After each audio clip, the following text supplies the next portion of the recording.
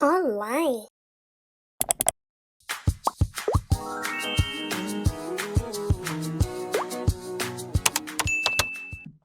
Okay, everybody, here we are at the final video. We're still going to continue talking about oral presentation, and today we're going to be talking about slideshows. So again, if you remember back to the process of preparing an oral presentation, you start with your topic. You then go to your purpose. After that, we gather material, which we already talked about a little bit. After gathering material, we choose our organizational structure. We write our outline. We organize it. After you've organized it, so you already have the outline, you have the structure, that is when you create your slideshow. So if you have a slideshow, a PowerPoint, a Prezi, any kind of visual, you're going to do that at this point. So I'm going to give you some tips for how to create a good slideshow, because I'm telling you, I've seen a lot of presentations from my students. A slideshow can really help you if it's really good, but a slideshow used poorly can actually really hurt your presentation and can make it harder to understand. So we're going to talk a little bit about that. So a few general tips. 1, do not write a script and put it on your slideshow. So often, what I see when students write a slideshow or make a slideshow is they just take every word that they want to say and they put it on the slideshow. And then when they present their presentation, they open their slideshow and they just read everything. That is not helpful. That is not good. If you want to do that, just put the script up and then sit down because you are not using the slideshow. You're just reading the slideshow, which is, again, it's not helpful. It doesn't help you communicate the information. Do not put a script on your slideshow. I don't think you should write a script in the first place, but don't put it on your slideshow. Next, don't use unnecessary pictures or animations. And I'll talk a little bit about what kind of pictures and animations to use. But so often my students will, because they're just excited and they want to make their presentation cute, so they put like a cat on their presentation because it's a cute cat. And I get it. I love cats. But that cat is not helping you communicate your information. And so make sure when you're using a picture or when you're using an animation in your slideshow, make sure it connects. Make sure it helps your presentation and does not hurt you. You don't want to use your slideshow in a way that actually distracts your audience because that will hurt your presentation. Your slideshow is a tool. When you present with a slideshow, it's not a presentation that it's not two different presentations, right? This is a presentation that is part of my presentation. I am using this as a tool to help me communicate information to you. So as you are making your slideshow, you should be thinking, I have information that I'm giving to my audience. How can I use this? How can I use the slideshow to help me communicate that information to them? What ways can I use this? When you use a slideshow, it's as if you are like collectively doing a presentation. I am using this thing. We are both presenting. There are 3 things, right? There are 3 actors. It's me, my slideshow, and my audience. And we have to work together, all 3 of those actors, to create a good presentation. So how can your slideshow be a tool? And last, practice with your slideshow. You don't want to stand up in front of an audience and present for the first time ever with your slideshow. That will be bad. It will be awkward. You will mess up. So practice with your slideshow. How are you using your slideshow? If you have a clicker like this, practice using the clicker. If you are having somebody else change the slides for you, click the things for you, practice with them.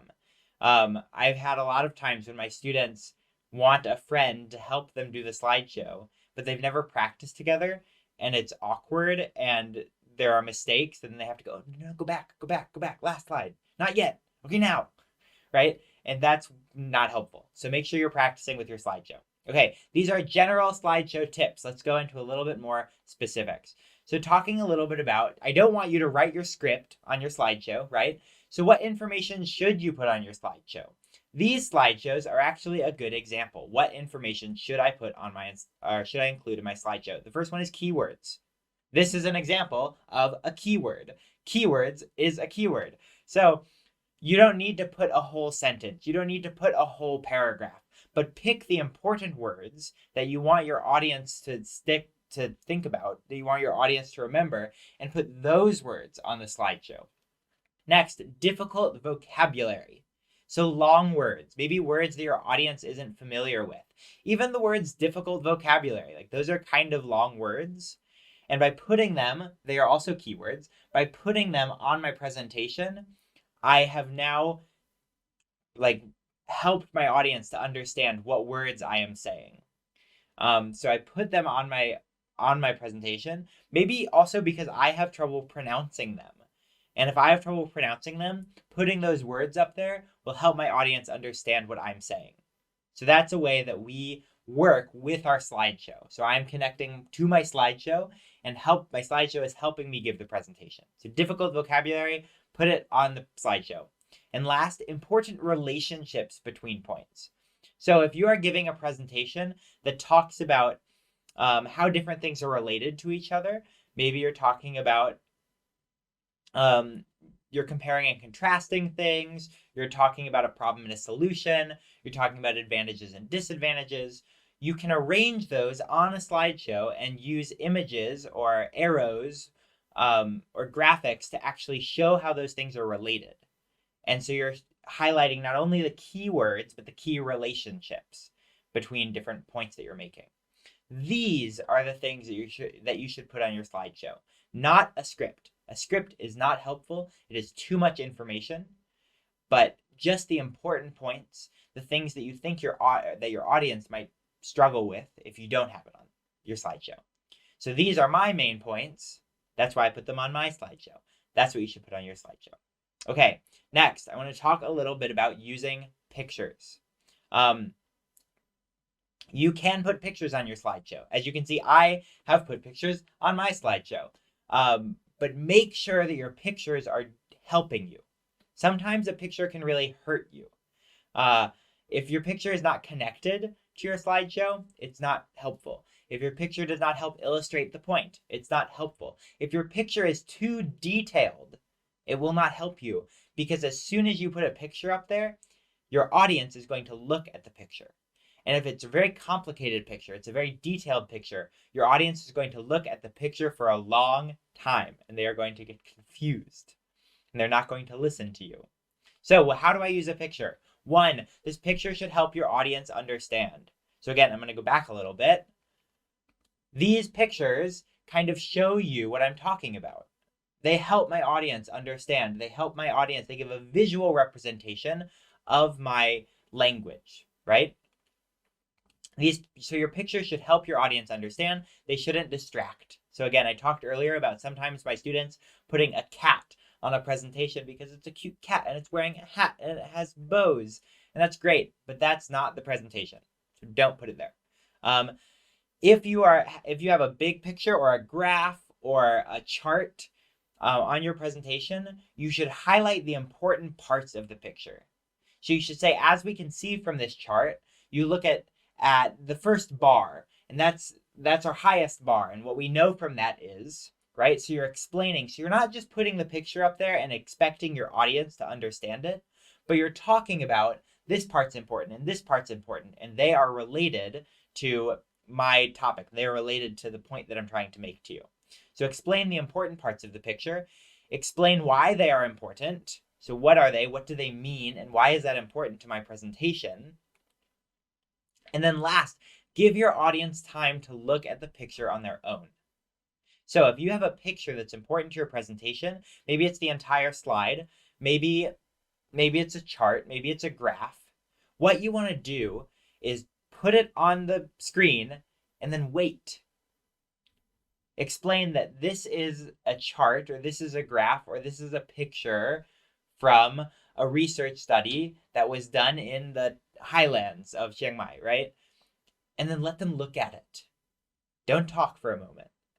Silence is a tool too. When I am quiet, my audience gets to process things. They process written information, they process pictures. So give your audience time to look at the picture on their own and to try to understand. Then you help them. Then you say, as you can see from this picture, we have this person. This person is a researcher. We have this person. This person is a local person. They are working together on this project, right? So I highlight the important parts, help my audience understand the picture. But I give them time to look at it first, especially if it's a complicated picture. If you start talking right away, your audience is not going to hear you because they're looking at the picture. Okay, so that's a little bit about pictures. Next, I want to talk about using animations. I am using animations, and I am using animations in a way that helps you understand. The reason that you use animations is because if I start with all of this information on the screen, it's a lot of information. It's too much. So I start with this. You don't have anything to look at. You read these words, right? And then you listen to me. If you put all of the information on the screen at the same time, your audience starts reading it. If your audience is reading this, they are not listening to you. So don't let them read it. Show them only a little bit. Then they will read it and listen to you. So what I'm doing is I bring in information bit by bit as it is important. So my first main point here, I put the keywords on there, bring in information bit by bit. I have said it so that my audience doesn't have to read it. And then I talk about what that means. So again, I don't want to give my audience all of the information at once because it's too much. My audience will not process it. My audience will not internalize it. They will just read and it will be confusing. So I take it in a little bit at a time. Do not use over-the-top animations unless there's a point. What that means is you can see my animations are just sliding in. That is an animation. It is short. It is not distracting.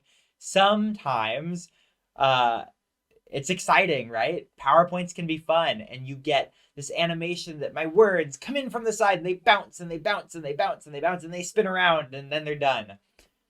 That is distracting. It can be cute, okay, but it doesn't help your presentation, and it's distracting and it's silly and it takes away. So don't use that unless there's like a really big point that you want to make because of the animation. But generally speaking, I always use this. Boop. Fast, easy, not distracting. Don't move too quickly. That means when you do your animations, do an animation, put it up there, talk about it, let your audience sit with it. Similar to the pictures, you don't want to just rush your audience through your animations. I don't want to do this. Let's talk about using animations. Make sure you bring in information bit by bit. Don't use over-the-top animations unless there's a point, and then don't move too quickly. That's confusing, and it doesn't give you time to really sit with the information. Be slow. It's okay. Make sure that you have time to be slow, and then change your presentation accordingly, but don't move too quickly. Use your silence. And then last, practice, practice, practice. When you are using animations, make sure you know how many animations there are, where they are, and how to do them. Practice with your animations. So that's a little bit about animations. Animations are important. Use them and make them work with you. This is how I am presenting with my presentation. Okay, and then lastly, what are some slideshow problems? I've already covered some of the problems that I see in my students' slideshows, but a few things. One, too many words. Sometimes, as I said, my students just put a whole paragraph on their presentation. That is not helpful. And it's confusing. And then my audience is just reading. They're not listening. Don't put too many words on your presentation. There are unnecessary pictures. The cat, again. Only put a picture on your presentation if it's going to help you. Not just because it's cute, but if it's going to help you with communicating the information. Don't use distracting animation. Again, the swivel, the bounce, the animations that take 5 or 10 seconds are not helpful. So take them out. Next, too many colors. you should be using a theme, right? You should have colors that work together. As you can see, there are lots of colors in the slideshow, but they work together, and there are some clear theme colors. I have the blue, the yellow, and the red, and those are consistent. I'm using the colors to my advantage. I haven't put red and yellow and orange and white and green and blue and purple and silver and gold and pink, all of the colors, because that looks messy and looks distracting also. And then last, it's hard to read. So I've used big font here, which is easier for you to read. They're short sentences, and there's not too many words, and so I can use big font. If you put a whole paragraph on there, then you have to use these little tiny words, which makes it hard to read, and then it's hard to process. Again, think about making your slideshow accessible. Big font, clear font. So I'm not using letters that are really hard to read. They're not like cursive and confusing. Okay, so these are some of the problems that you want to avoid when you are presenting. Okay, so this is it. This is the end of the videos. I want you to take this information that we talked about today, the slideshow information, and review it and think about it the next time that you're preparing a slideshow for one of your presentations, because I think it'll really help you. A good slideshow can really help you deliver a presentation and can help your audience understand. But also, I want you to go back and review all of the information that I've given you. Think about the language, the presentation language. Think about the body language that you're using for your presentation. Feel free to go back all the way back to the first videos and think about study skills and university life. All of these videos can be a tool for you as you prepare to be a university student, and how you can be the best student, some of the skills that you need to be really successful in your university career. I hope these helped you. It's been a blast giving them to you, and maybe I'll see you in person someday. Make sure you say hi. Good luck with everything. I'm sure you will be very successful. See you later, everybody.